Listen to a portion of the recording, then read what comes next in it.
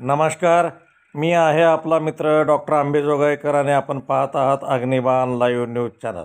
आपल्यासमोर जो व्हिडिओ सुरू आहे तो आहे यवतमाळ जिल्ह्याच्या उमरखेड शहरातील आणि हा जो समोरचा भाग दिसत आहे तो आहे बाळू पाटलाचं शेत आहे असं म्हणतात।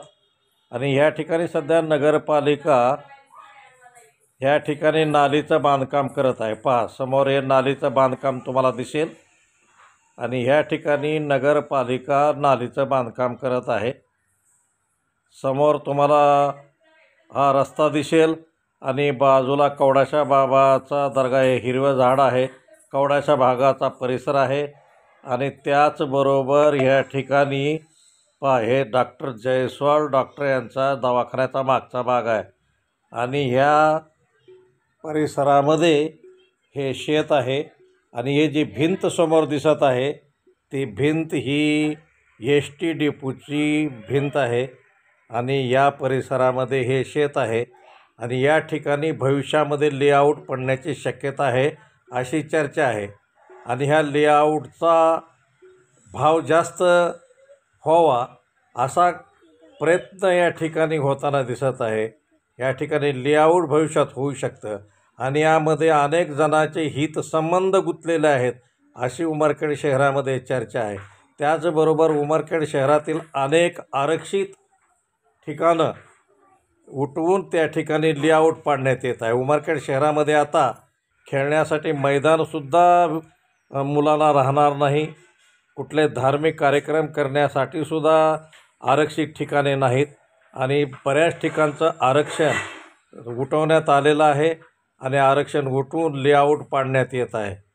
आणि पहा ज्या ठिकाणी 100 वर्षापासूनही जास्त दिवसापासून मनुष्यवस्ती झालेली आहे त्या ठिकाणी नाल्या नाहीत, रोड नाहीत, परंतु ह्या ठिकाणी मात्र जाणून बुजून या ठिकाणी नालीचं बांधकाम करून हितसंबंध जपण्यात येत आहेत अशी चर्चा सध्या उमरखेड शहरामध्ये सुरू आहे। आणि नगरपालिकेमध्ये सध्या आपला मनमानी कारभार सुरू असल्याची चर्चा सध्या नागरिकांकडून ऐकायला मिळत आहे।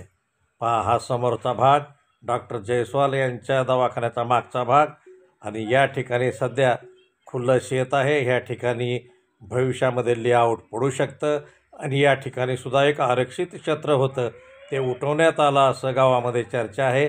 आणि ही जो भिंत आहे ती एस.टी. डेपोची भिंत आहे आणि या ठिकाणी रोडसुद्धा करण्यात आलेला आहे, नालीचं बांधकाम या ठिकाणी होत आहे आणि ह्या लेआउटला त्याचा फायदा व्हावा अशाच पद्धतीचा प्रयत्न काही राजकीय मंडळी आपल्या राजकारणाचा उपयोग करून घेत आहे अशी सध्या उमरखेड शहरामध्ये मोठ्या प्रमाणात चर्चा ऐकायला मिळत आहे।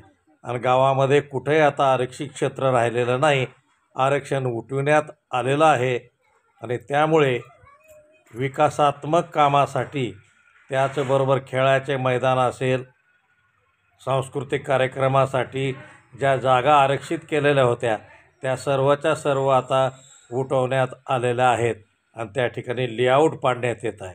आणि पहा 100 वर्षापासून जास्त ठिकाणी मनुष्यवस्ती आहे, त्या ठिकाणी नाल्या नाहीत, रस्ते नाहीत आणि या ठिकाणी मात्र आवर्जून त्याला प्रथम प्राधान्य देऊन या ठिकाणी नालीचं बांधकाम करण्यात येत आहे। खडकपुळ्यापासून ते उत्तरवरच्या मंदिरापर्यंत तसे तिकडे महादेव मंदिरापर्यंत सुद्धा रस्ता नाही आणि तो रस्ता कधी होणार हा प्रश्न सध्या नागरिकांकडून विचारला जात आहे। अग्निबाण लाईव्ह न्यूजसाठी डॉक्टर आंबेजोगाईकर उमरखेड।